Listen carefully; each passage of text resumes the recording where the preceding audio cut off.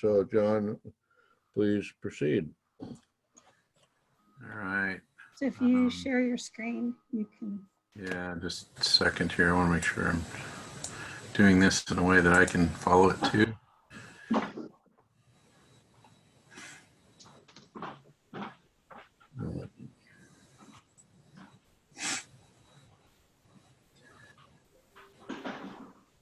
Let's see.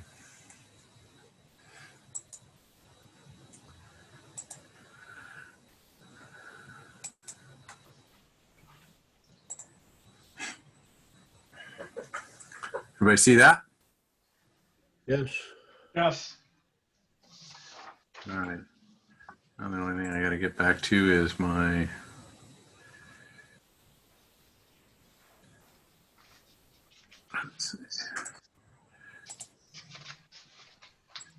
the weird thing is that it's not showing me the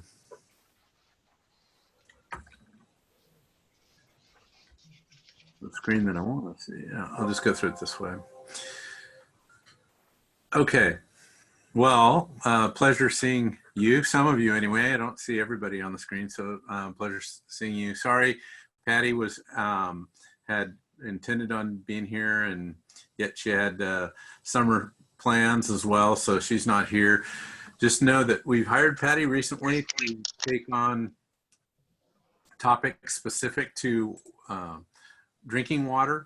And so she's we've had some things that have been on the back burner that have been kind of ready to go, but not sufficient staff to be able to move them forward. So this moving forward, some amendments to the Water Master Plan that were done in 2019 is kind of her charge. She's also working with Clackamas River Water on various agreements and trying to figure out how to implement some of our capital plans. And at the end of the day, getting rates and SDCs adopted in a way that will help support the capital plan. So Patty's real nice lady. If you get a chance or want to ask more questions, please give her a call or reach out to her through the city's website. And she'll be more than happy to help you out. So with that, I wanted to struggle with screens here.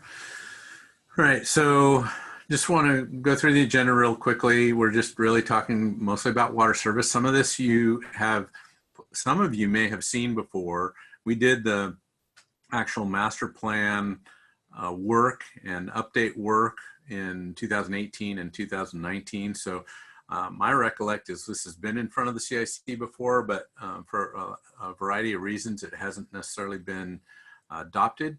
And we completed some of the rate and SDC work, but that has also been on a bit of a hold. So some of you have probably heard some of this before, and forgive me for that, but it's also been long enough that I think it's a good update to many of you. So this map on the, I guess it'd be the right-hand side of your screen is something I'm going to talk about in a future slide, but a lot of project work that we want to talk through. And then we also want to talk about how we propose that some of this work will need to be funded at a pretty high level because we're still working on the rate and SDC study and some scenarios associated with how to take care of that in the future. So our goal is to serve our citizens by providing quality water, reliable water service for now and into the future. And so in order to accomplish this, we must plan for current and future customers. I would say this takes a considerable amount of planning and engineering to get to the place that we're at. And most of that work has been informed by good operational data that really kind of helps inform how the system works and where its deficiencies are at. So for those of you who are familiar with Oregon City, there's really two components of our water system. One is supply, which comes from the South Fork Water Board, and the other is distribution. And Oregon City is responsible for the distribution element of our water system. South Fork Water Board is really a part of Oregon City in many ways. First of all, with regard to governance, it's jointly governed by both Oregon City and West Linn. And their main charge is to manage the water rights on the Clackamas River for the benefit of the two cities. And and then the practicality of what they do is really they take river water out of the Clackamas River. It's one of the handful of water providers who draw their water from the Clackamas River, and they basically pull that from the water, pump it straight up to the top of Hunter Avenue, and that's where the water treatment plant is. And then once the finished water is ready to be pushed to the distribution system, they have a large diameter trunk line that moves that to both our reservoir up at the Mountain View Reservoir, and then some of that water peels off and heads straight across the river to West Linn. So, and then, everything else is the city's water distribution system. So we maintain the reservoirs and pump stations in Oregon City that provide you the finished drinking water. So I guess with regard to master planning, the state requires the water agencies plan for growth, and our limits are planning for growth within the urban growth boundary. And in much of Oregon City, that's beyond our city limits, but it's within our urban growth boundary. So the state law is set such that good planning is based on future growth. And so that's true for our master plans as well. So when we do a master plan, we look at both existing growth inside the city and then future growth, both inside and outside the city. State also requires that master plans be developed for a 20-year horizon and kept current, typically updating every 8 to 10 years. The city's master planning history goes back a ways, but the master plans that I and Patty kind of considered were our current master plan is a 2012 master plan. Before that, we did one in 2004. And this master plan update, as I indicated before, was completed really in 2019. That work started in 2018. So we're trying to track that, that kind of a time frame and stay on top of our master planning. And oops. So in 2019, our master plan update kind of originated out of our operations group. So at the time, I was just kind of jumping into the public works director role and kind of realizing that we had some differences between what was going on with operations and what we were seeing in our 2012 master plan, mostly during peak hours when our system is most challenged, right? During the summer, when water consumption is really at its highest rate. At the time, we were seeing some kind of high pumping rates and lengthy pumping rates, and we've continued to see some of that occur. And so some of our capital plan is based on trying to improve really the existing system. But the other thing that we found was we had much better data on our system than we'd ever had before through our, we monitor system pressures, we monitor pumping rates and reservoir levels.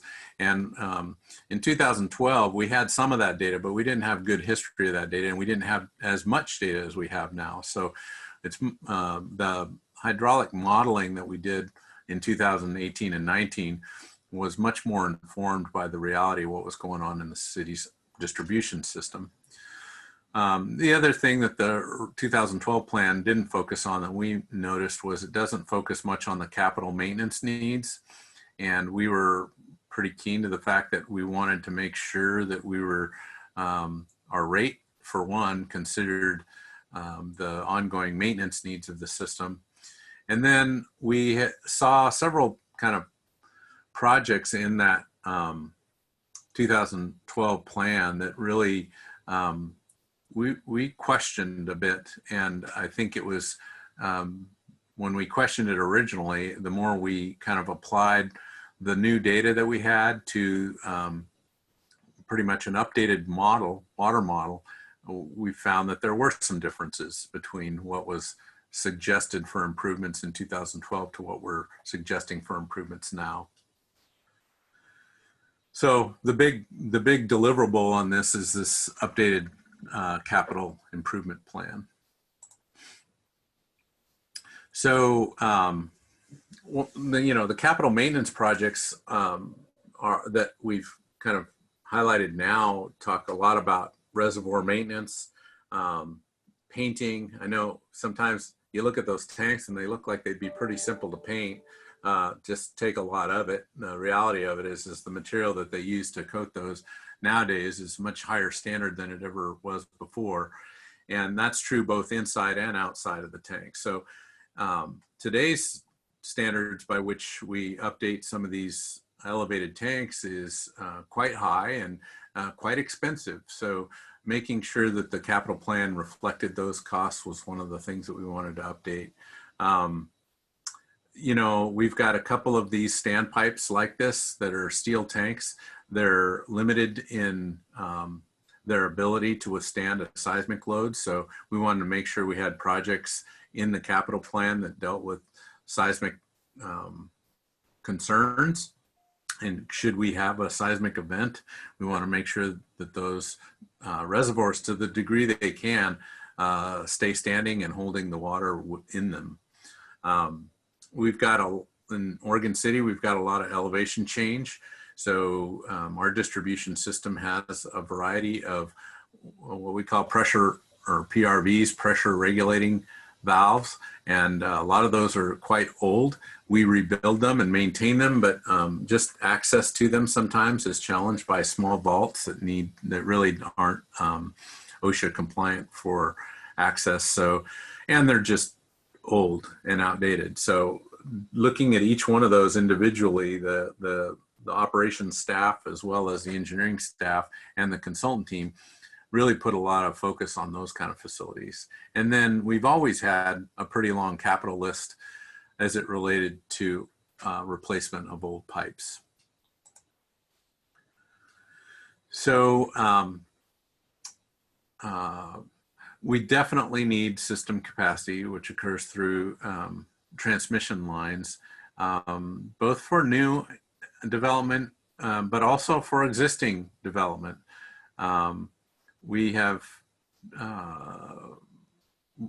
recognize, again, in our summer hot weather season, that we're pumping much more than we should. And when we pump through some of the smaller diameter pipes that we have, we see system pressures go higher, which can often result in broken water mains or leaky water mains. So we're pushing higher volumes of water at higher pressure through older pipes, and that's not good.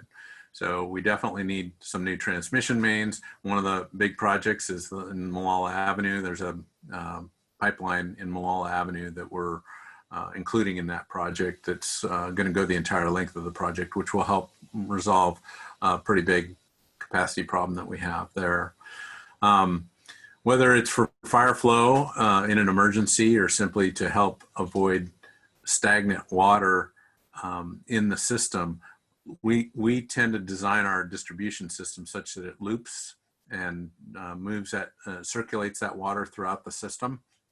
And like I said, for redundancy, it also kind of helps with the looping, helps so that if we have to rebuild a certain section of pipeline, we can turn off valves and still provide supply to other folks.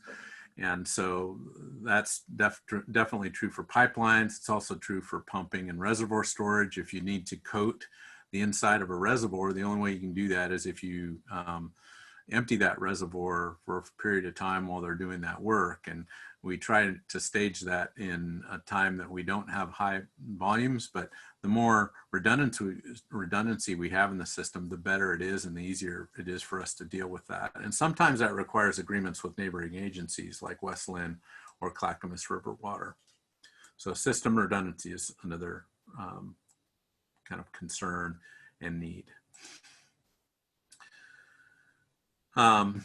Future growth, you know, this is a hot topic. A lot of folks, we get kind of mixed responses on whether or not, you know, growth is the right thing for Oregon City. And, you know, some folks I think would even advocate, well, don't plan for growth. That will only ensure that we'll get growth. And I always like to remind people growth will happen one way or another. For us, if we're planning for it, it's a lot less of a reaction to crisis and, you know, kind of immediate need where, you know, you see explosive rates or explosive SDCs to help kind of figure out how to cover that. You know, and the state law helps us with that by requiring us to do those updates. But I know that there's that mindset out there that we often hear about. So, but generally in these new growth areas, development builds the distribution network. So the smaller diameter lines that are out in the roadways, that's typically a condition of approval for the development to build. Oftentimes we take that even further through development agreements that require them to do more than that. But that's the basic bottom line is that each developer is going to be required to build a network through their development to help with that looping and distribution of water. And then oftentimes,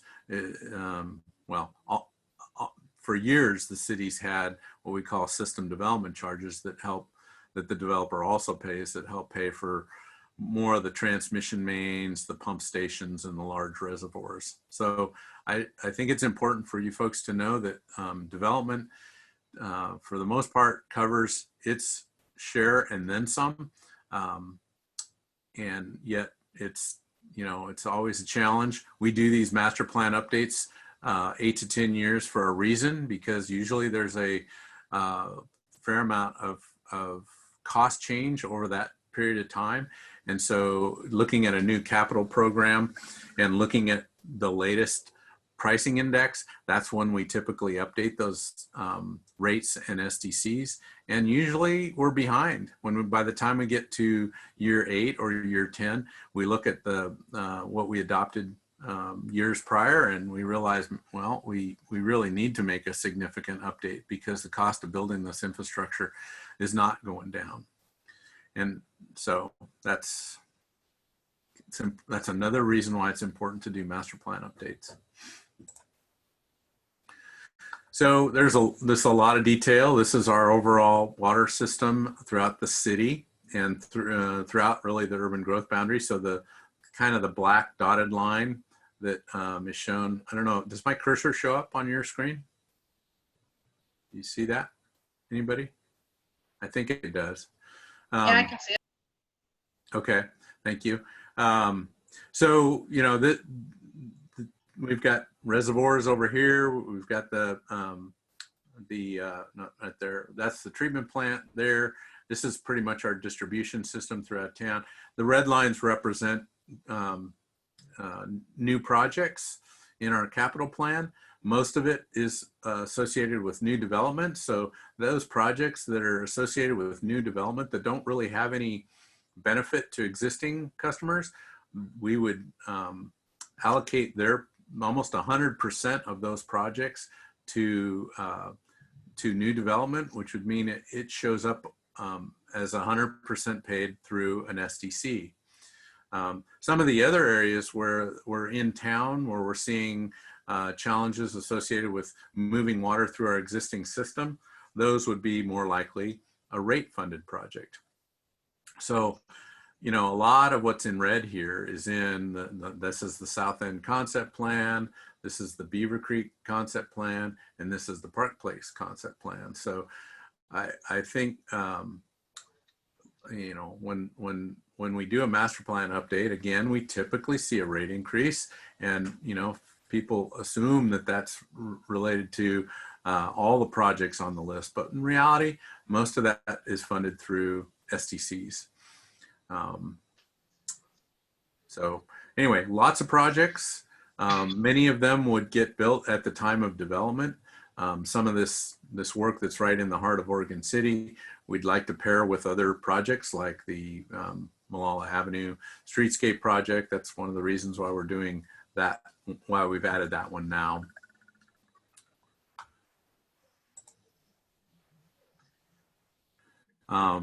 I guess the other thing is there is a land use process. Master plans are ancillary to the city's charter and the comprehensive plan. The comprehensive plan typically refers to master plans. So in Oregon City, a master plan is adopted through the land use process, which includes public notice and public comments. And it includes planning commission hearings, and city commission ultimately finally approves that. Our intent is to move through this because, like I said, most of this work is done. It's just kind of been in the queue and waiting to get moved through the process. So Patty's got put together a pretty aggressive schedule that includes planning commission approval in the fall and city commission approval in the winter.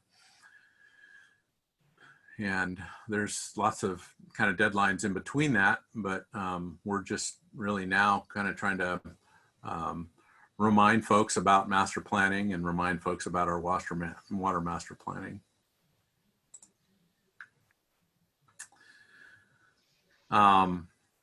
So our plan that we're pushing for adoption includes about $80 million worth of investment over the next 20 years. And that breaks out into different time frames. Usually when a master plan is put together, it is a little bit front loaded because the folks who are most familiar with the needs of the system are feeling typically like everything needs to happen yesterday.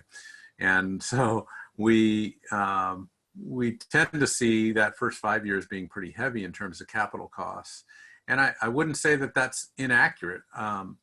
It does kind of, you know, make it a little more difficult. And usually when we look at rates and SDCs, we tend to flatten these projects out a little bit and push them from one year to the next to make the financial model match the actual needs.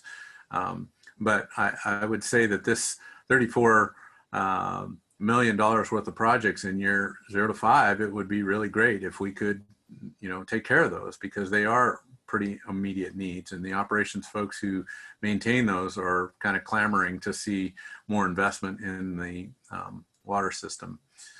But anyway, but these are the kind of numbers that we will utilize in our rate and SDC study. Obviously, like I said, some of that is going to break out in terms of projects that would be funded through SDCs or through development, and some of it is more of a kind of a rate funded or an existing system need. 63% of the capital cost is projected within the first 5 years. So we've got, we need to work with the commission to figure out, you know, is that a level of service that the citizenry can afford, that new development can afford? And is there another way of dealing with that? You know, we've typically not used debt as a way to fund capital, but in this case, as we look at it, and as I've been talking through it with Patty, she's of the mindset that there may be a scenario that lends itself well to going into debt to help pay for this, especially considering there's some uncertainty with when development's going to happen. So, you know, trying to, you know, schedule your major capital investments when you don't know when the SDCs or the development fees are going to come in can be problematic. So we're going to talk through that with the City Commission and share those various scenarios as we, progress through this really kind of an educational period of time. So, I've kind of touched on this, but financing capital improvements is relatively normal in most agencies. Oregon City's got a little bit of a challenge to that in that it requires voter approval to go to into debt for financing projects like this. But the alternative is likely going to be higher rates and higher SDCs early on. And so how do you kind of flatten that curve out? And one scenario may be to sell bonds to help pay for those projects. But generally, water rates are obviously paid by the ratepayers. And typically it goes for the day-to-day O&M and some of those capital needs that are more associated with the current system. Obviously replacement of water lines and upgrading reservoirs and upgrading, valving and those kind of things is definitely rate related. Capital improvements, again, we can pay for that, pay as you generate the revenues. Lately there's been some discussion about fund balances. When you start thinking about $80 million or $34 million within the first 5 years, that you start seeing why we carry a fund balance in our SDC rates, because there may be a development opportunity whereby we would use some of those SDCs to help fund some of the project. And, we don't always spend SDCs every year, at least not in large amounts. So having a fund balance in our SDC fund is really a wise thing to do, so that when that development comes up or when you're ready to buy a piece of land for a new reservoir or build a new reservoir, you have that fund balance to build a project against.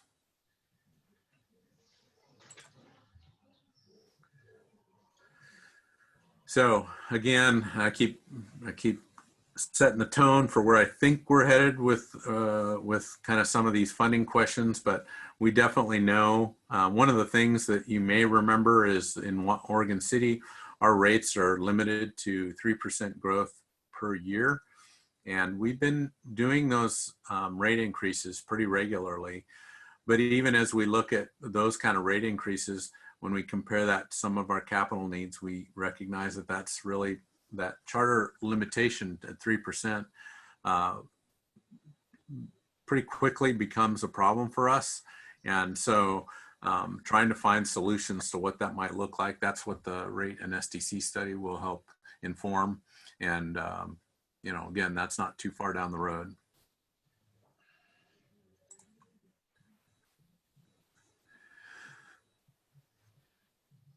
So what's needed to fund the improvements?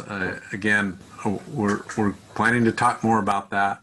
We think that 3% rate limitation is going to be a challenge again, and it always has been. We talked about it a few years ago when we had, I think it was about 2014, when there was a concern about a water rate rollback. You might remember that. The voters approved the charter amendment to deal with the water rate rollback, but the other piece that we didn't take on at the time was a suggested water rate increase. And we were successful in changing the charter so that we didn't have to roll back our water rates to 1994 levels.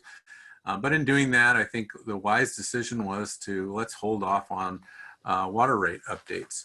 And so here we are several years later, kind of taking a new look at that, making sure that's still kind of the need. And we anticipate bringing some kind of recommendation back to the City Commission on what we think water rates should do in the future.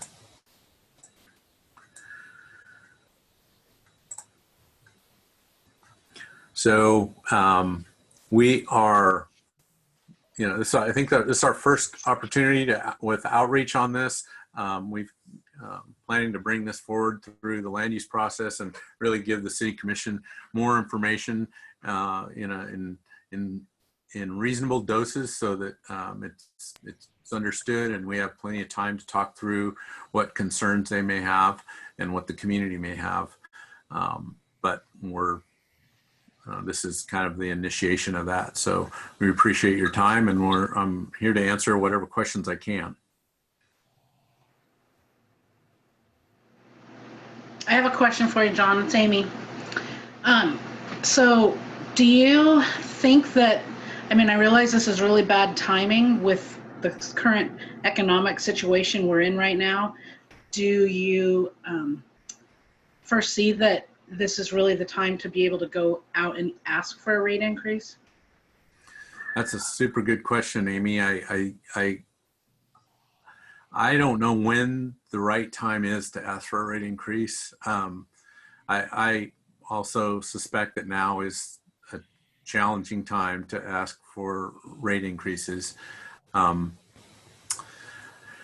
I don't know. I think the best we can do is kind of share the story about what the needs are. The needs are critical too. We've seen a couple of water main breaks that have been significant. Now they happen to be on South Fork pipelines, but we're pretty active with those kinds of catastrophes, let's just call it. I mean, we were pretty fortunate with a couple of those that happened in the last couple of years, but their system, like ours, is susceptible to failure. And I think one of the easier pieces to deal with, and this may be another question about timing, is SDCs. To me, it makes sense for us to adopt the SDCs in a fairly short order, because new development is new development, and they have their own problems associated with that. We hear a lot of that with affordable housing, but every day we go without adopting an SDC that's appropriate for the needs is likely to have a development happen that that could have been something that we could have collected more SDCs on. Rates is a balance, and that's really where I a lot of agencies deal with that through some form of debt, where you keep the rates reasonably in check with what's going on in the real world, and you use your borrowing capacity to fund those needs, right? And that's probably the model that we're going to want to look at pretty hard and ask the commission to consider. But it's definitely a policy decision, and we're just trying to share the needs in the most straightforward way that we can. John, I know quite a few months ago you talked about the issue of raising the rates. I know it's been put off. It's got at least 6 months ago. You guys feel now's the time it's time to make this happen, or at least try to make it happen? Right. I mean, the concern by not bringing it, I mean, I wished we'd have brought this sooner. It's been a challenge for us to get it in front of the city commission, just because of staff loads and our ability to do this in a way that is likely to be successful, whether it's at the rate that we, recommend based on the needs, or something different. But, we have been wanting to bring this. I mean, we've got a couple of master plans that are kind of backing up. Stormwater master plan has also just been adopted, so we need to talk about that one too. So yeah, it feels like, when's the right time? It never seems like it's the right time. And we were programming to bring this forward before the COVID scenario came about, and there's lots of problems with COVID, and that how that has affected us and others. This is just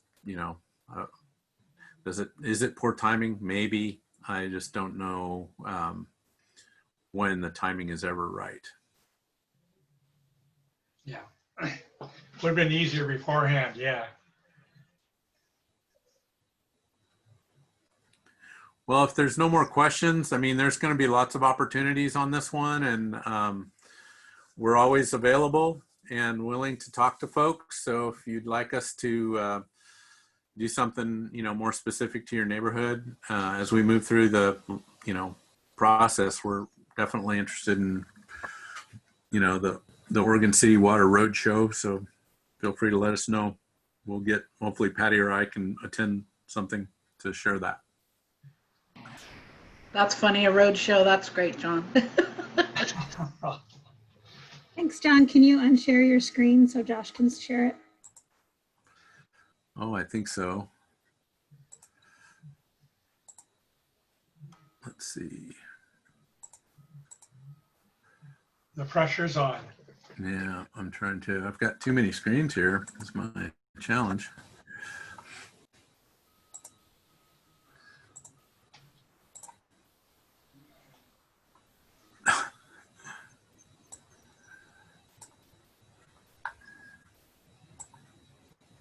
I'm looking for, there we go. Did you do that for me? No. Sorry. Move your cursor to the top or the bottom, you should see Zoom tools appear on your screen. You should see a stop share that's red at the top or bottom. There you go. All right. Josh? Okay. Assume the group is ready for me.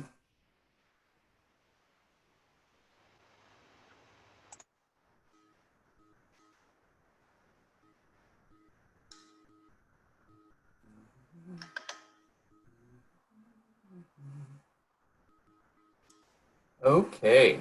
Well, hello everyone. Josh Wheeler, Assistant City Engineer for the city. I've spoken with some of you before. I've presented before the CIC on other topics before. Happy to see some new faces and some old faces.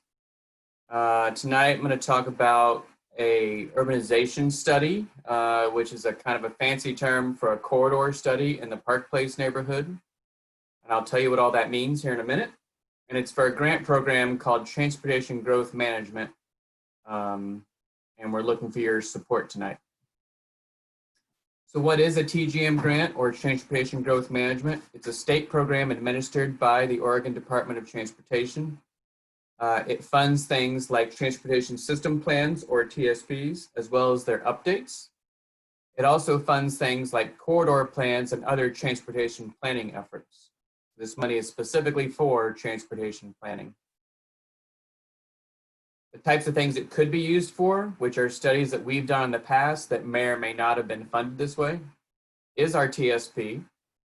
We have a corridor plan called the Lynn-Leland-Myers Corridor Plan, the Molalla Streetscape Plan, the Holcomb Pedestrian Plan, and the Myers Road Corridor Plan. What these plans did was gave some background of the need, some background of the growth that was to occur, and then the type of urban improvements that'll be necessary to handle the traffic caused by the growth that occurs. So what width should the road be? Should there be sidewalks? Should there be curbs? Should there be bike lanes? Should there be parking? That's the type of thing these corridor plans say. There's other transportation studies that have been done, such as the South End Concept Plan, the Park Place Concept Plan, the Beaver Creek or Thimble Creek Concept Plan. While those have a lot of planning features with zoning and things like that involved, they also have a transportation component that talks about what type of roads should be built in those areas.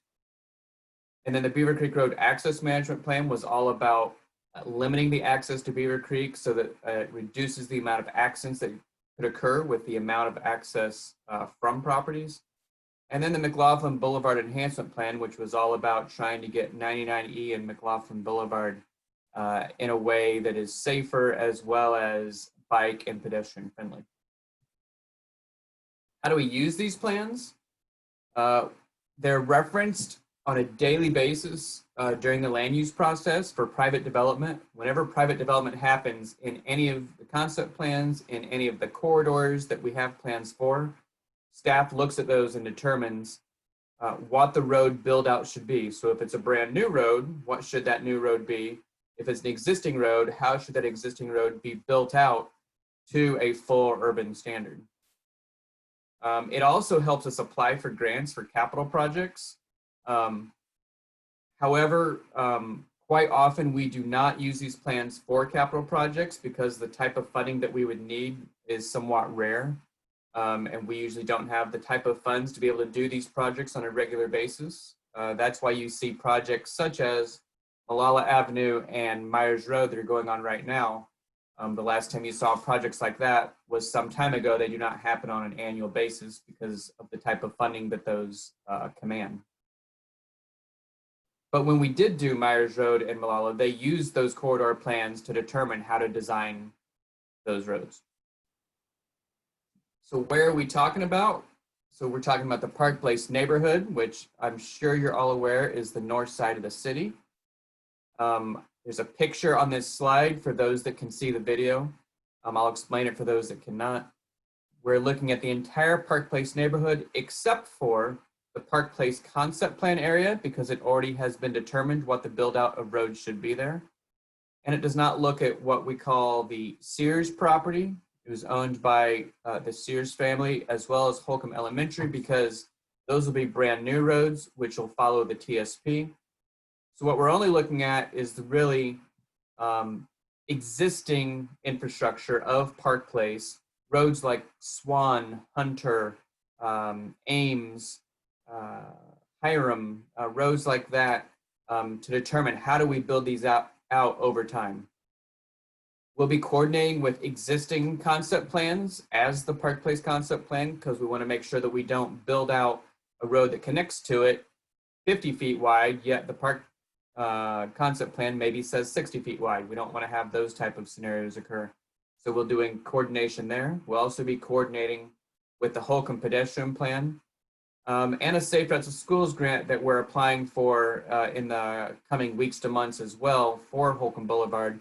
We'll have to coordinate with that to make sure that we're not overlapping and that everything will gel correctly. I mentioned some of the streets that we're looking at, such as Swan and Hunter and Hiram and Ames, but also things like Front, Apperson and Harley. So kind of what I call those major local roads that aren't to a collector standard and don't have the type of traffic for a collector, but it does have the type of local traffic that is a little more than some of the side streets, such as maybe Gain or Cleveland or streets like that. Which roads this project would plan would be determined through a scoping process if we're successful in getting the grant. We don't know how many roads we'll be able to do, but these are the types of roads we're looking at. Another question of, why is this important? As development has occurred for a number of years since we annexed the properties back in the early 2000s or late 90s, somewhere in there, we've had some development, we've had a decent amount of development along Holcomb. We're seeing a lot more development on some of these, what I call side streets.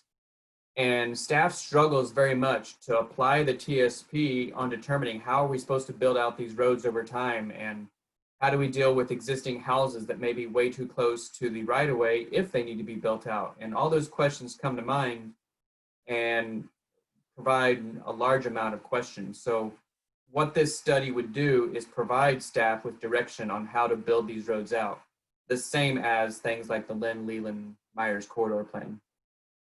It also helps us determine which roads really should have sidewalks, which ones should have bike lanes.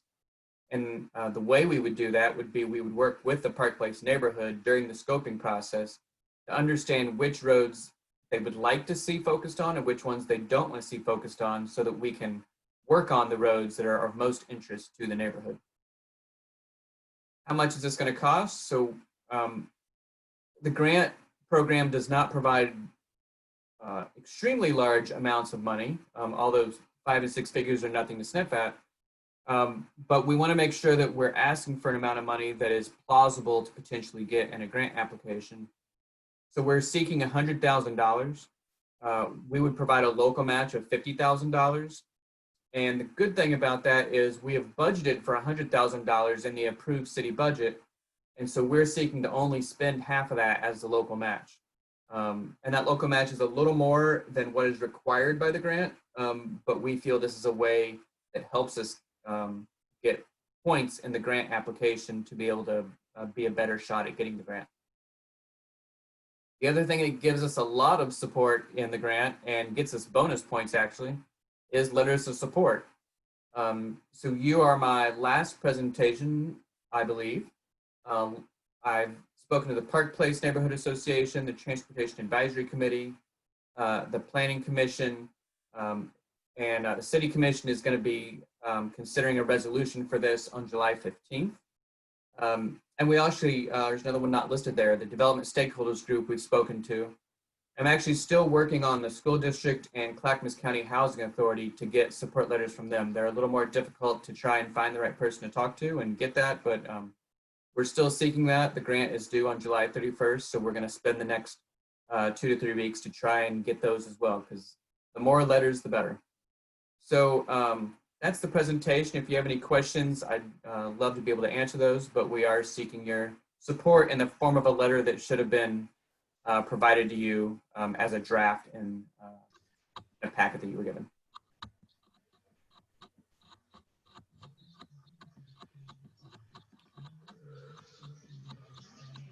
Josh, I have a question. Denise Beasley. Yes, ma'am. Does your study include adding any park land to the Park Place neighborhood?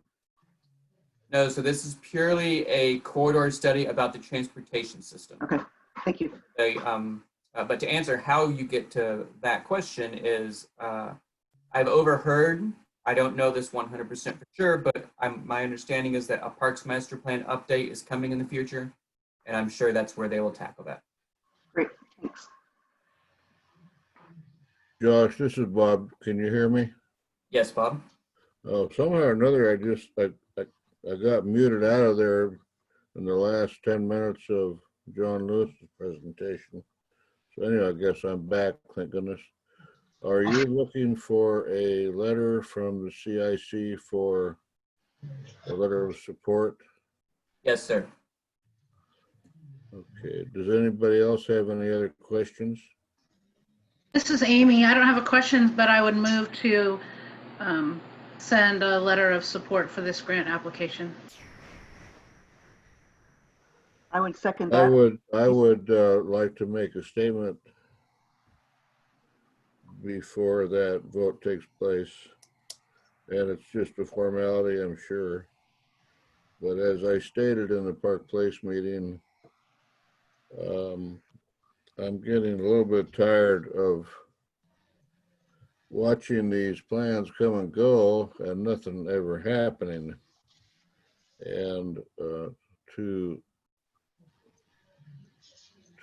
back funding that never happens is kind of a, I don't know what you call it, but it gets to be kind of old. There was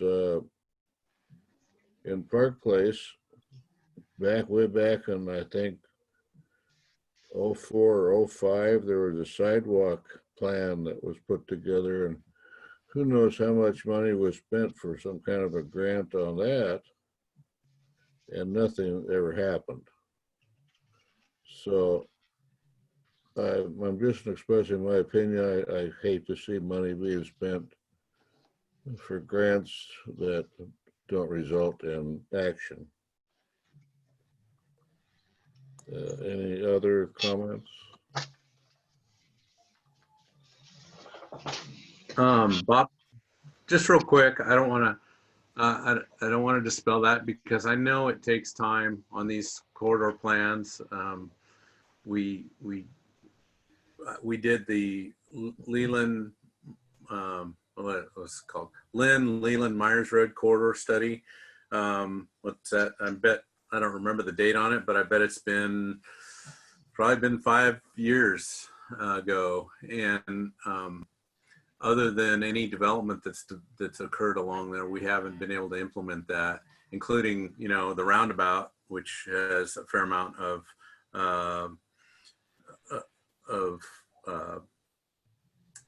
you know, support. There was a lot of folks that really kind of liked that idea, and we'd really like to move that roundabout at Warner Parrott, Warner, Milne, Central Point, that intersection together. So I hear you. The Holcomb study, as I recall it, and I could be wrong on my dates here, but my understanding was they completed that and then they implemented the sidewalk improvements that really front, I guess it would be just, I'm looking at a map here, it would be kind of on the north side of Holcomb, definitely along from the school, Holcomb School driveway down the hill to, I don't know, I don't remember how far it goes, but Steve's Market maybe.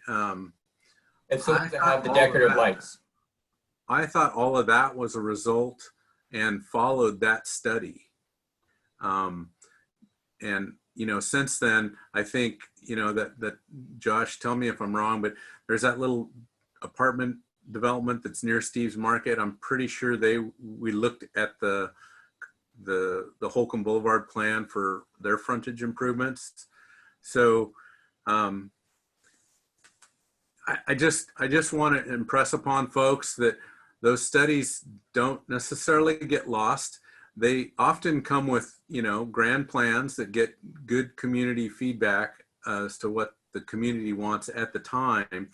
And then, you know, the community changes over time. Some remember that, some completely forget or never knew about it.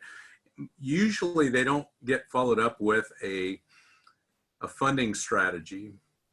And that's something that I think, you know, they often get wrapped into a TSP. For instance, the Lynn-Leland corridor study, the new TSP and the new transportation system plan project list looked hard at what was recommended in those and included some of that project in the you know, TSP project list. But I know it takes time. I know it does, and you know, most people are, you know, expecting things to happen within a couple of years, and it's more likely to happen within more of a 20-year time frame. So but I understand it'd be nice to be able to build all this stuff. It really would. It's something that we'd like to see happen too. Okay, well, I've expressed my opinion. Anybody else have anything to say? Would somebody like to put forth a motion to put forth or draft a letter of support for this plan? Bob, I already made a motion. This is Amy, and I heard a second. Do we have a second for that letter of approval?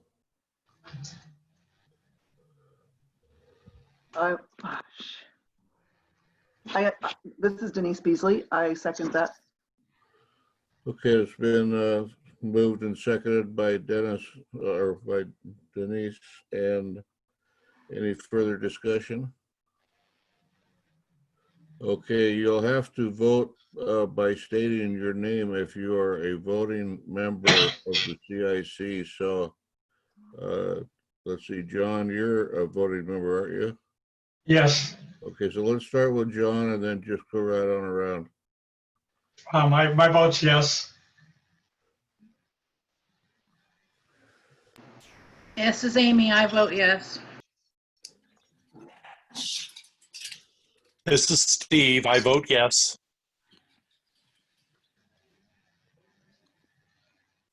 This is Denise. I vote yes. This is Janice. I vote yes.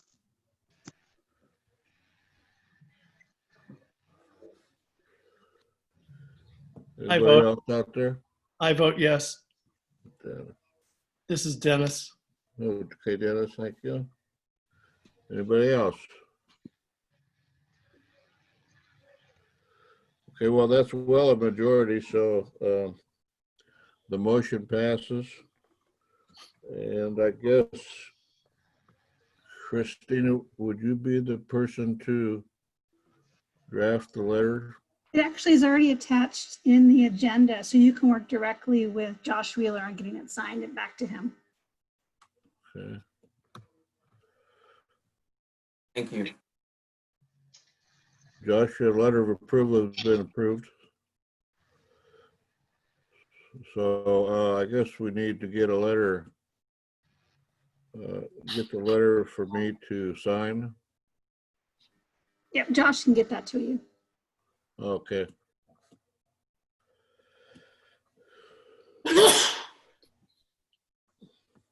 All right, Josh, you want to stop sharing your screen? Are we good?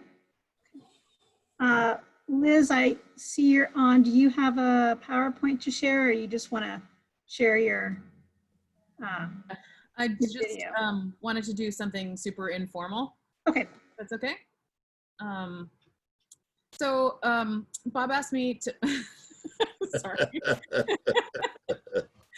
jealous. Is that your vice chair there or something? Yeah, exactly. So I just wanted to give a very formal update of what's happening downtown. And I'll start with some good news. The kiosk that will go in the observation desk or deck of the elevator is finally finished. So it's a big desk and it'll look kind of 1950s style. And we'll have an operator standing there, at least right now, while the COVID stuff is happening. Unfortunately, the elevator is self-operated at the moment because social distancing can't happen in a 5-foot box. So we'll have somebody there full time starting once we get it installed. We're working with tourism on when that can be. But that's really exciting. We've been working on this for almost 2 years, and we're finally able to actually move forward on creating kind of a social space, a place for visitors to come and get information, all of that. So it's pretty exciting. And all of our people will be trained on what is available in the rest of the community. So hopefully it will be a starting point, and then we can send people out into the rest of the community and hopefully spend some money there. So that's the good news. As you've probably noticed, our businesses are not doing great right now. They're averaging between 20 and 40% of normal sales for July, which is scary. But the majority of them actually did get access to the paycheck. The Paycheck Protection Program. And so unfortunately, the way that the government laid it out, you had to spend the money within 8 weeks. So they all hired back their staff, gave them random jobs so that they could spend that money. And now the money has run out because they thought they had to spend it within 8 weeks, and then it got extended to 24 weeks. So most of them are running out of that extra funding that was helping them stay open. Restaurants especially are hurting. Retail seem to have gotten, most of them have a pretty good online presence. And so they just switched to that and beefed that up a little bit. And so they're probably at 40% of their normal sales. Restaurants are struggling pretty hard, especially people don't seem to feel safe yet inside of the restaurants. So on nice days, they do really well. And on rainy days, they don't do any business at all. And so I've noticed a couple of them have started shutting their doors at 2 o'clock because they didn't make enough money to pay their staff for the day. So it's a struggle, but hopefully the city commission will approve the idea for parklets, which increases capacity for businesses downtown.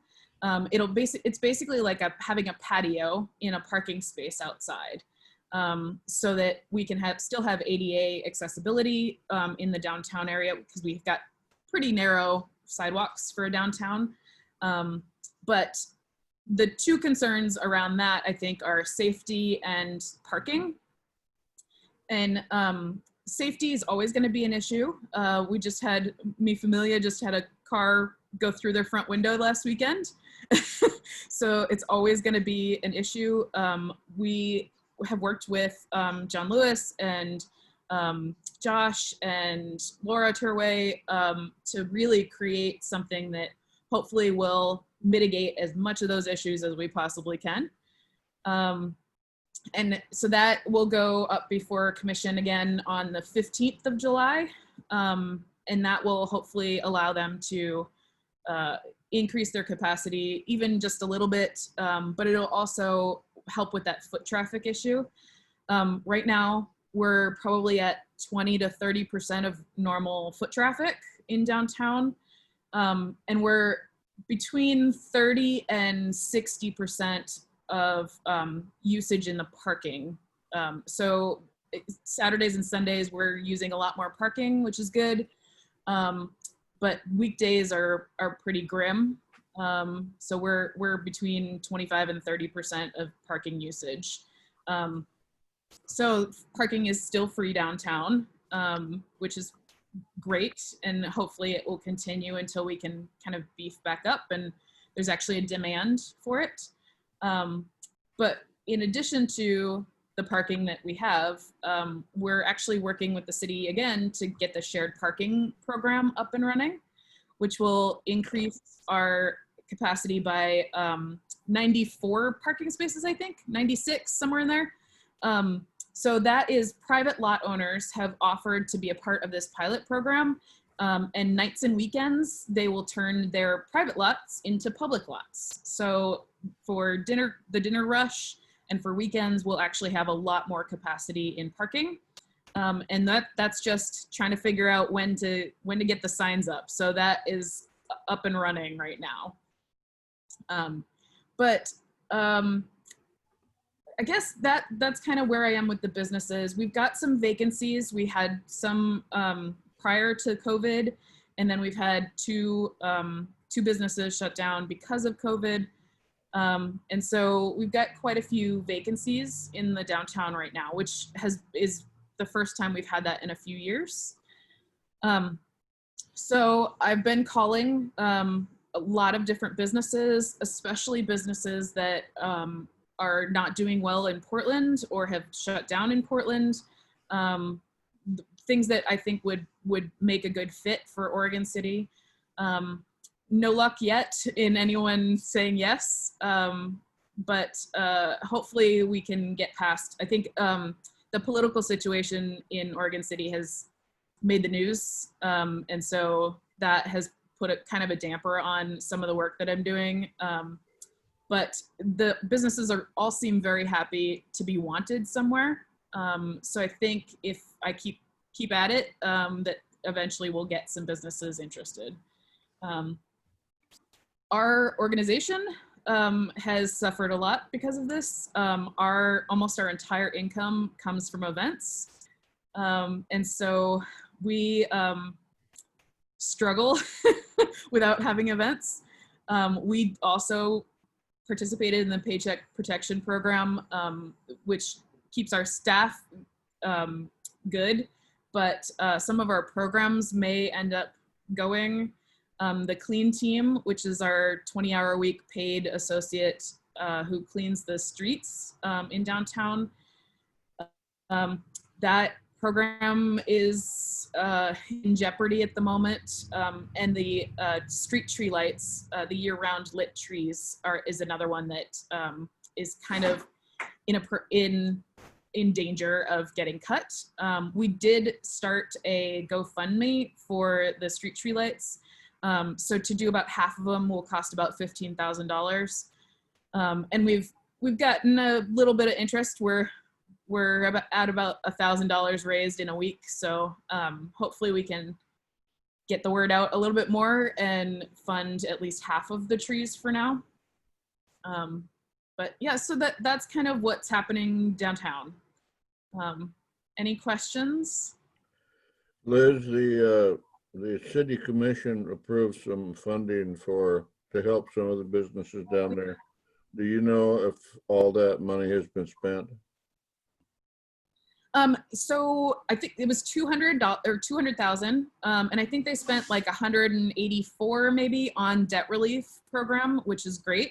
The other 16,000 they allocated with an additional 4,000 from general fund to purchase gift cards from the restaurants downtown and throughout the rest of the community to then give away as prizes for a tourism project that we were doing, which is pretty exciting. It's great to have some cash flow in. And then the city was just approved for another $35,000 through Business Oregon's grant program. So it looks like they will reopen that $35,000 maybe July 15th, I want to say. So there will be an additional $35,000 that will go towards that. I know there were 140 applicants-ish, and they only approved about 85 of them.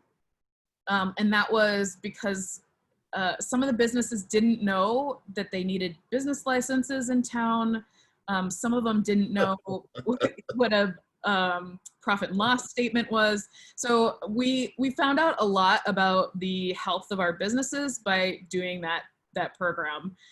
So we're gonna have to go back and do some kind of basic business principles for our businesses downtown, especially. Yeah, that's kind of funny. How do you know you don't need a business license? That's Yeah, it's different in every town. So if you started a business in another town and came that didn't have a business license requirement, most of them had state licenses, but didn't realize that they needed a local one too. So it's unfortunate that that's a deficiency between the permitting process through the city and through us, that we didn't let the businesses know that they needed these things. And so that's going to be a big push in the future, is to help businesses understand what's actually required of them to do business in town. Any other questions out there?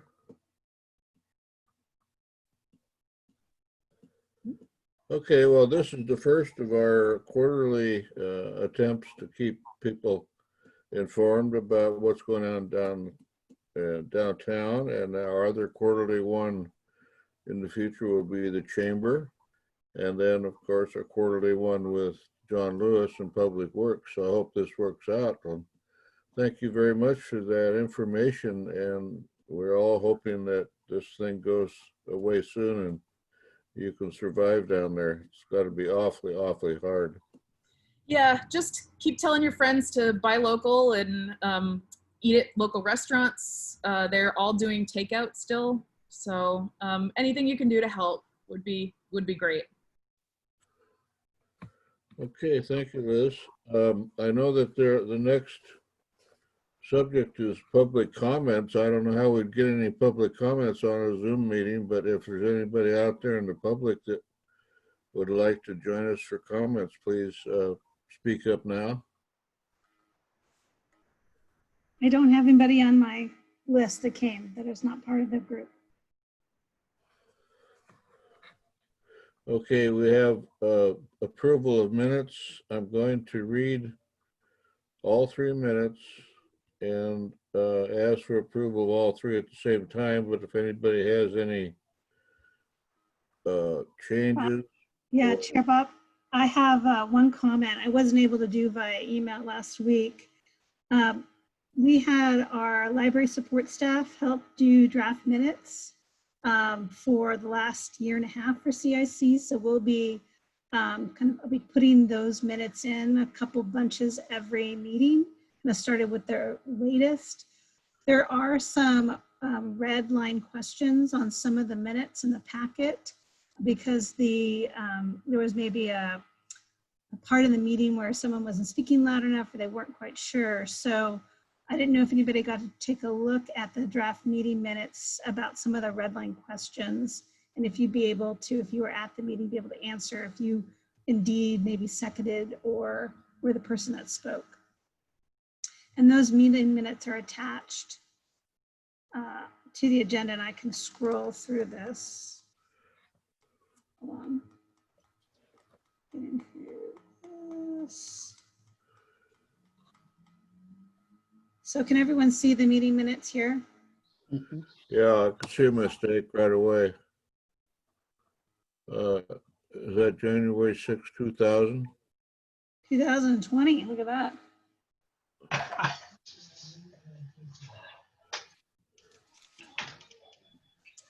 I'm going to scroll down. I think this one may not have a lot of questions. They were in red. I kept them in red. So I'm going to go to the February 3rd. Let's see. Oh, So we're down to the elections.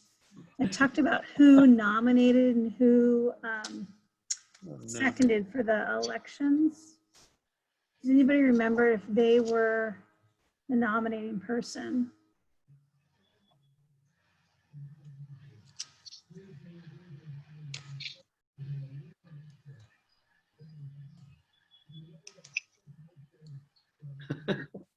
Once again, I wasn't able to watch these videos. But I don't know if it's necessarily required for these meeting minutes. I think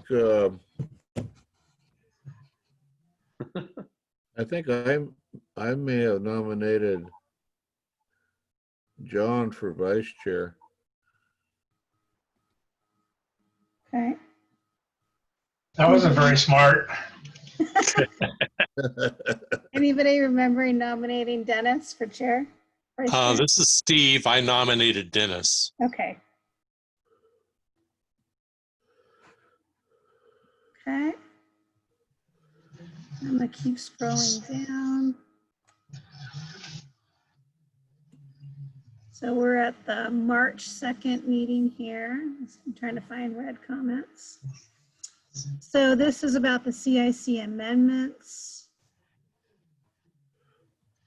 So I think the person taking the minutes wasn't too sure. There was some amendments on the table about the CIC chapter 2.30. Let's see. So she was having trouble figuring out, was there any votes on the CIC chapter proposed amendments that didn't pass through a vote of the CIC? I believe they all passed. They all passed? Yeah, Okay. they all passed. Or we So wouldn't- I can amend that to take that section out. Looks like they all passed. Okay, I'm going to scroll down and see if there was any more red sections. And there isn't. So I can make those amendments in the final version of the minutes as they get uploaded. Yeah, make 2020 for the January meeting and identify who seconded and who nominated, and the indicate that all of the proposed changes to the CIC code were passed. Now, does somebody have to move that we accept all those minutes? Yep, and then we can have a voice vote. It's fine. So I move that we accept 3 months worth of minutes that were presented this evening.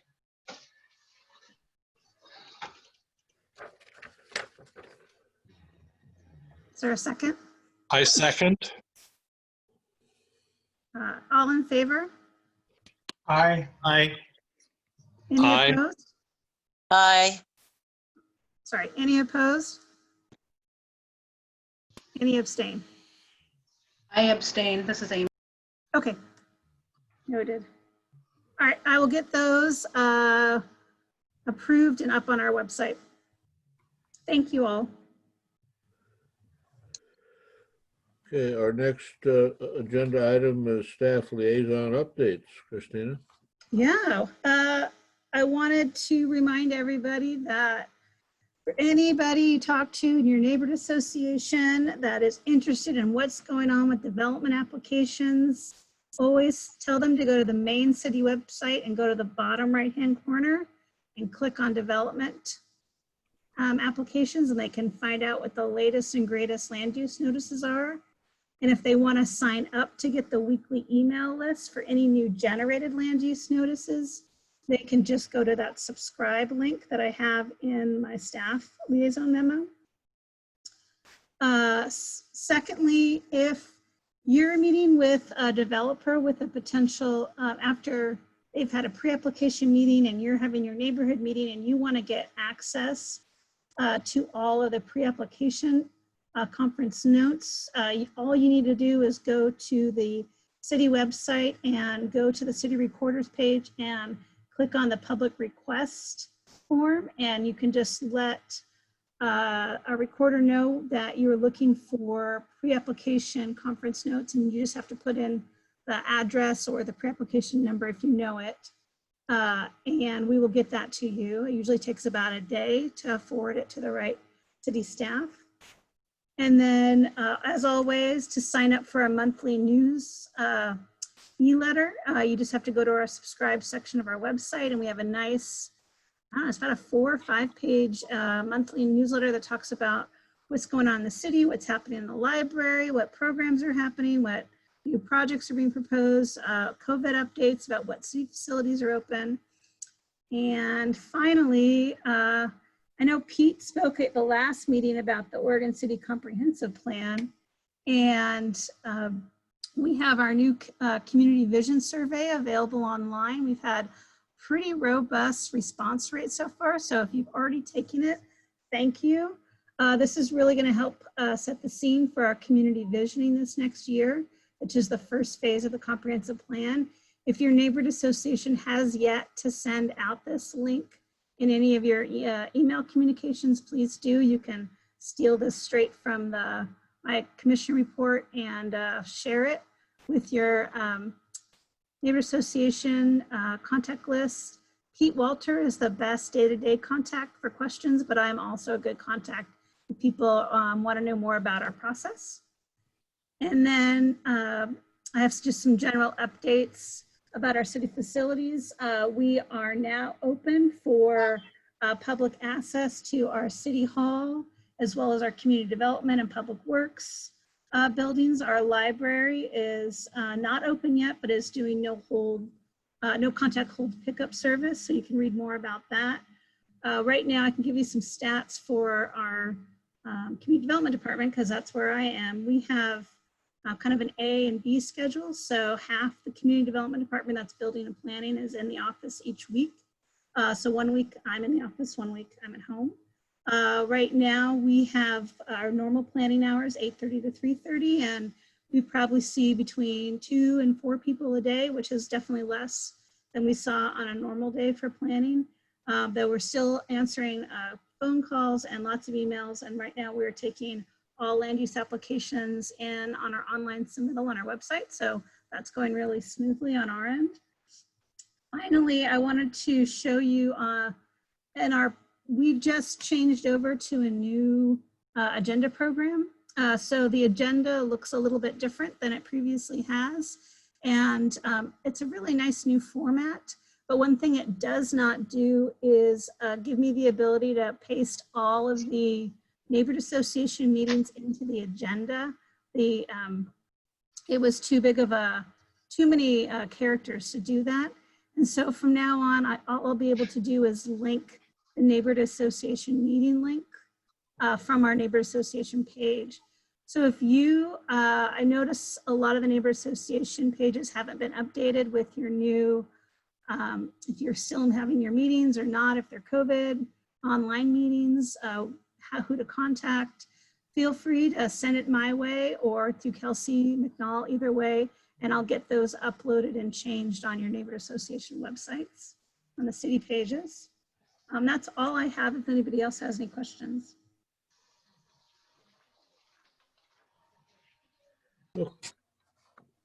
Okay, next thing is general business. I'll bring one thing up, is, I don't know, Christina, can you tell us what the current status of Waterboard Park is? Have they approved that as a park now? I know that the plans are to demolish the armory. will that revert back to a park? Sure, I know Tony and Commissioner Lyle Smith are online, and they may be better contacts to give you the up-to-date information on the next steps for Waterbird Park. Yeah, okay, because I know that the McLaughlin Neighborhood Association has a special interest Yeah. in that particular area, so we'll have to try to keep. So I don't know if Commissioner Smith or Tony wants to chime in to give a feedback of where that is. Yeah, but we'll try to keep the CIC informed about that. Yeah, so Tony should probably give the update on the Armory building as he's kind of leading that building process. Yeah, So this is Tony. So the commission provided direction the other night. So the Armory building has been demolished. We need to work with the Army to get that reverted back to the city. Right now, they've authorized me to begin the process of offering up the two Adair buildings for if anybody wants to take them off the property and advertising that. If that does not work, then we would move to demolition of those two buildings. We would also be looking at hiring a consultant to go through the land use process to either create a partition or a lot line adjustment for the property above the bluff. And then once those steps are completed, you would have a tax lot that could be recorded in the charter, identified in the charter for charter protection. So then once those steps are completed, it'll be brought back to the commission for their consideration on voting it as a charter park or not. okay, well, you know, the demolition of that armory almost brings tears to my eyes because I've got a huge history there. I first joined that unit when I was 17 and a half years old, still in high school. I got my commission in the Army when I was there, and spent a lot of time at that old place, I'll tell you, but time flies. Hey, Bob, this is Rachel. I mean, I guess what I would say is I think there were many of us who would have liked to have kept that building if the Army would have actually cleaned it up and cleaned up all the contamination that they added to the building over the years. And it was, you know, the estimate was, I know over at least $1 million, maybe a couple million, at least to even try to clean up the building. And then the building, because of its lack of use, I think had sustained some damage. And so with all of it together, it just didn't seem like it was the right direction to go. So that was the reason the city commission decided to go ahead and actually, truthfully, it's the Army's decision. It's still their property. It was still their building. They did not want to pay the couple $1 million to clean up their own building. And so, you know, at this point, they've done the most cost-effective way of cleaning it up and taking care of their end of providing a piece of property that could revert back to the city that wasn't full of contamination.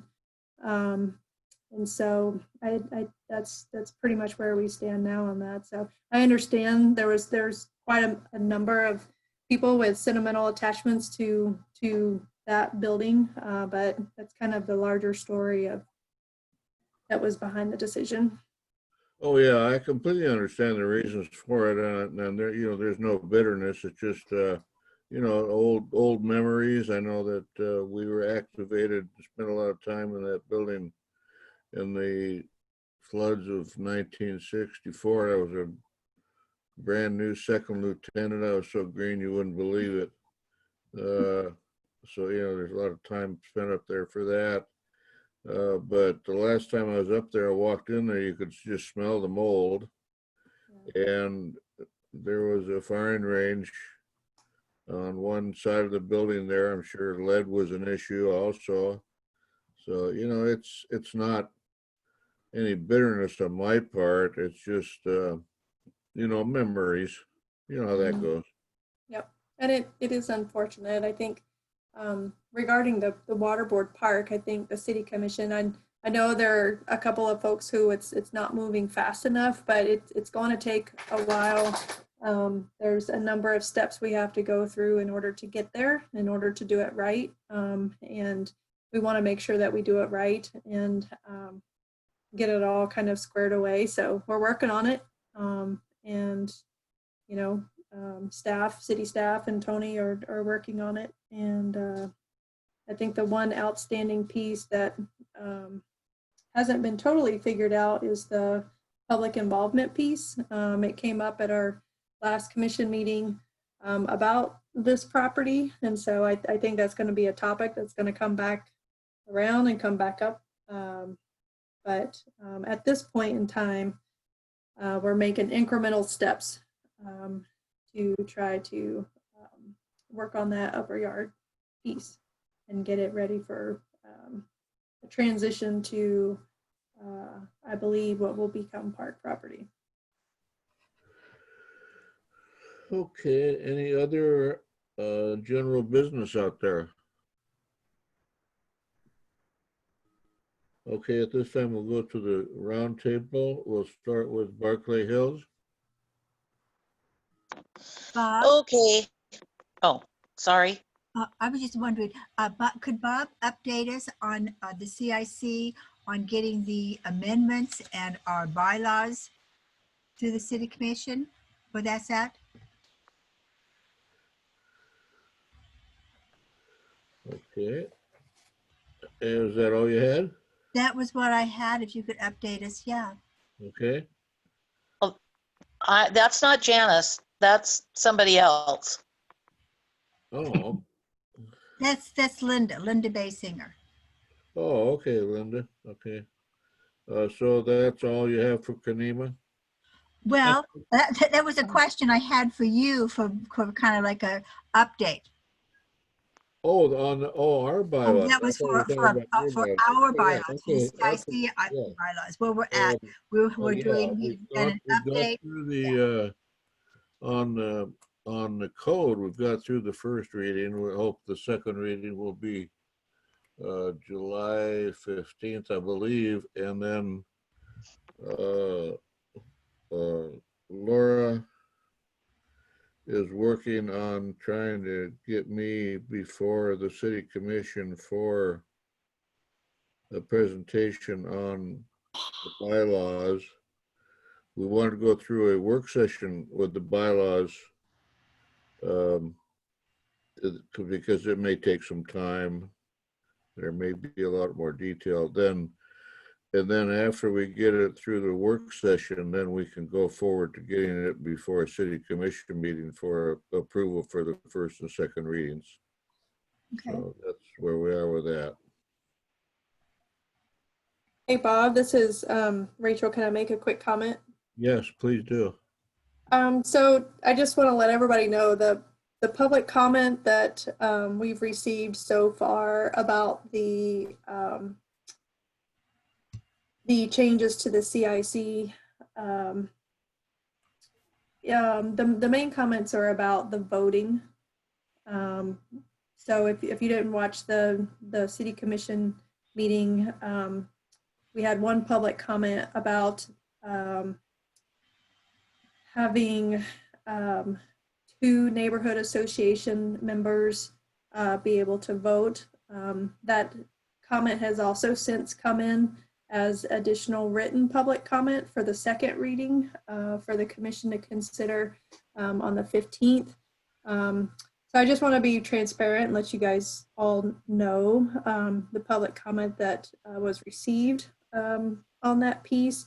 And the argument is essentially that if you have neighborhoods that have good representation and who participate, then it's easy to have 2 votes on a particular topic. Some neighborhoods associations struggle to have even one person participate, and so therefore the argument is that it would be unbalanced representation And I believe in the past that this is the way it was in the past, and then the CIC voted to change it and go back to only one vote per person. And so you all are deciding to change it back again and go back to the 2 representatives voting. I don't know. I haven't gotten any indication from the city commission or any other members of the city commission that that they would particularly go against the CIC or what the desires are of the CIC of these items that are coming before us, unless there's a real conflict.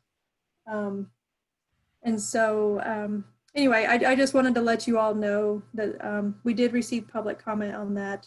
There was written comment that came in today, again, for the second reading that will be next week. And that is the central topic that is coming up.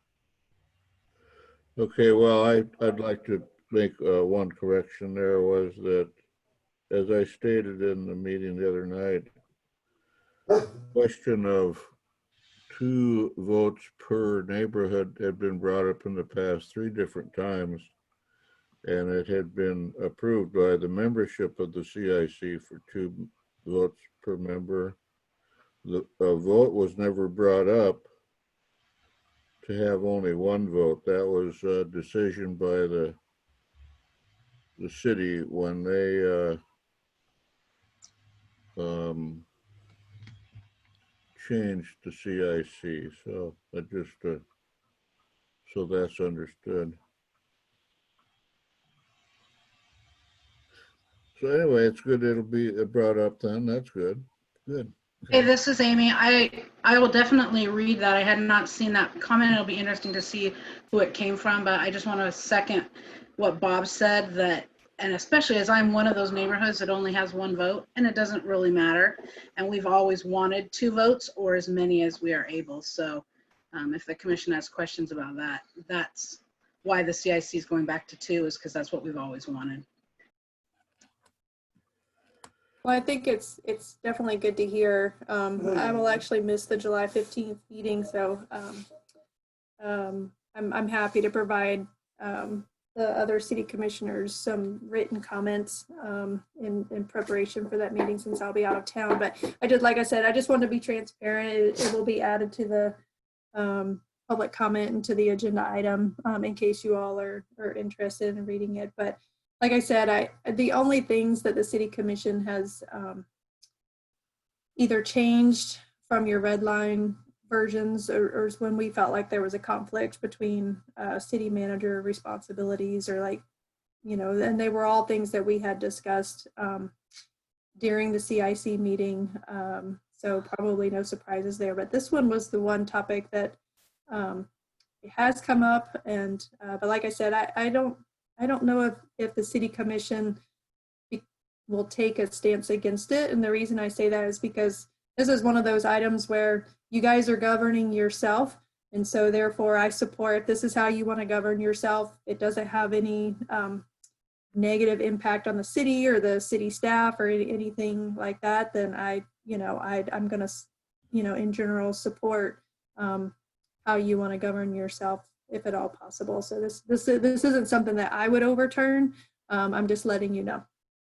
Yeah, I think one of the thoughts we had when we were working on that was we felt that we got the extra vote in all the neighborhoods, we get a better balance of what people are feeling in the neighborhood, instead of restricting to 1 vote. And hopefully people understand that that's what the goal was, to get a better balance of what the neighborhood was looking for in the city.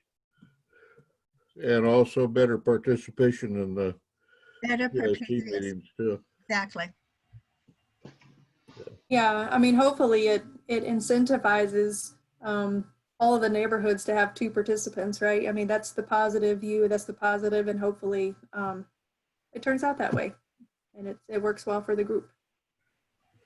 That would be wonderful. Yeah. Okay, thank you, Commissioner. Anything else from you? Sure, I just wanted to mention from a general roundtable. So we heard at the very, very end of our commission meeting on Wednesday night an update from James Graham, our economic development manager. And so I just wanted to give folks a heads heads up that starting Monday, there should be information. So Monday, July 13th, there should be some information about a new small business grant program. This time the money is coming from the state. The main difference, well, two main differences. One, it's a much smaller pot of money, but this will also go to nonprofits, not just businesses. So our first round of grant monies that the city had handed out was specifically to small businesses in Oregon City. Well, this time this will include nonprofits. This is a state program. So if you know of businesses or nonprofits that are still hurting, I know we have a lot in our community that are still struggling with the COVID stuff. You know, they should look for this information to be posted on our website. And I'm looking for the date. It looks like we will be accepting online applications and hand-delivered applications on Wednesday, July 15th. So yeah, quick turnaround, but again, every little thing, every little bit helps. Just wanted to mention that. Anything else? No, I think that's it. Okay, thank you. So we'll go on to Barkley Hills. Okay, this is Janice from Barkley Hills, and I want to thank you, Bob, for helping with our new pedestrian light. That was approved and it's supposed to start this summer, so I've heard.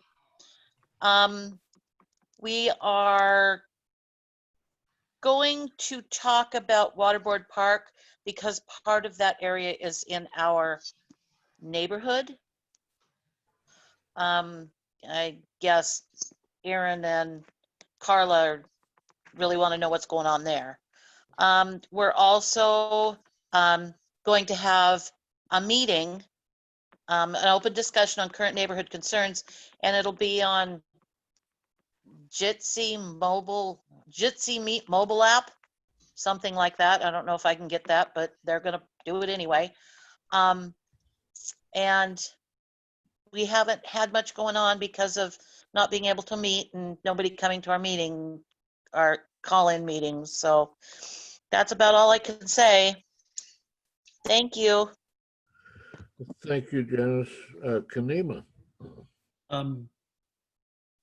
I don't have anything.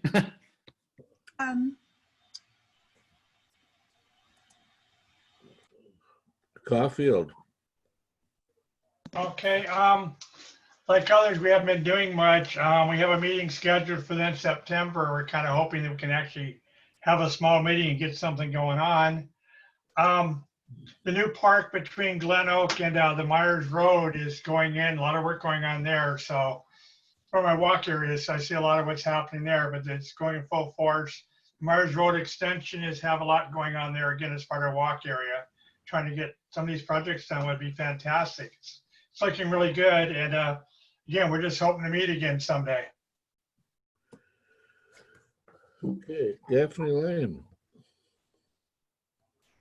After our multiple Zoom meetings that we had before this, June was a pretty quiet month, so we haven't had anything to update.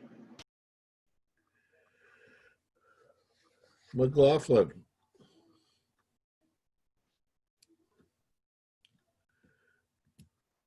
Do we have any? Here we go. Can you hear me? Yeah. Okay. We have received a grant approved for street sign toppers that will have the McLaughlin House on them in our neighborhood. We are looking for ideas for fundraisers because our main fundraiser we won't be able to do. We usually sell snow cones at the concerts in the park. We usually make about $1,000 on that. So we're trying to figure out different ideas for fundraisers. The Waterboard Park is very much on our minds. We've been working on that and are very excited at the direction that it's going. It looks very positive.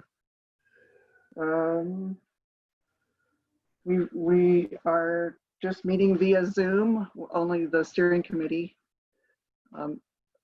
Other people are welcome to join us. I don't think we have it I don't know that we have it online. I'll have to check with that and see if I can give Christina that information. And we had a delightful letter from Rita Mills. I would like to read to you.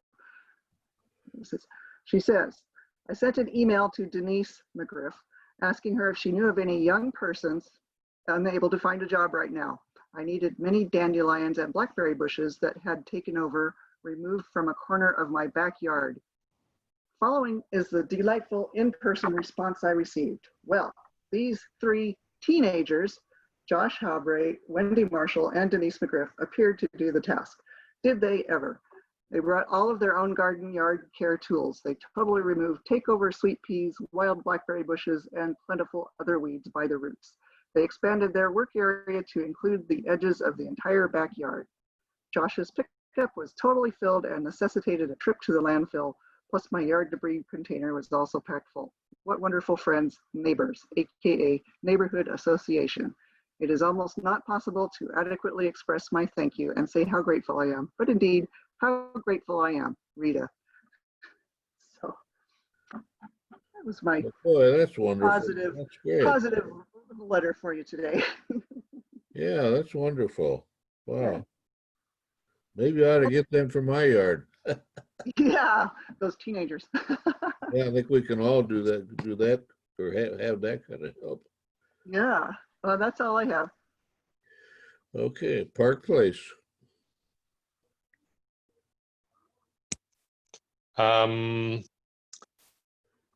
We finally had a steering committee meeting, and Josh made his presentation to us, and we voted to give a letter of approval or support, whatever. And let's see, we also voted to purchase our own copy of Zoom so that we could continue having meetings through the end of the year. And I think that was it. Unless Bob remembers other. Oh, that's pretty much it. Okay, do we have anything from Tony, our city manager? Yep, I think you guys have kind of covered most of it. Talked a little bit about the park down off Glen Oak is going full steam. Myers Road, they're doing really well on. BPA was able to come out and raise those power lines, which was one of the things that was we were waiting on. So that's done and over. So they're going full steam on that project. You'll see a lot of work on Malala Avenue continuing. The police facility is coming along. If you have a chance to drive down Lynn, it's really taking shape. They've got the back parking lot paved and a lot of the interior works going on. So yeah, I think most of the things have been covered by other staff or from other neighborhood association representatives. Okay, Tony, is there any opportunity or thoughts of in the near future to start having let's say a modified CIC meeting at City Hall, with a few members in attendance and then the rest of them by Zoom or however that works down there. I think if we have those kind of meetings, it may open it up for a little more citizens' comments from citizens outside of the CIC. I don't know if there's been any discussion about that kind of thing or not. No, not at this point. It's very, very difficult to, that room tends to be pretty small. Even with 3 commissioners and staff, it's really tight in there. So we're just going to have to kind of take it a little bit slowly here. So I do not have a timeline to start bringing back advisory committees into City Hall at this point. Okay, well, I just thought I'd bring it up. So thank you for that. Does anybody else have anything else out there? Okay, this meeting of the CIC is adjourned. Thank you all.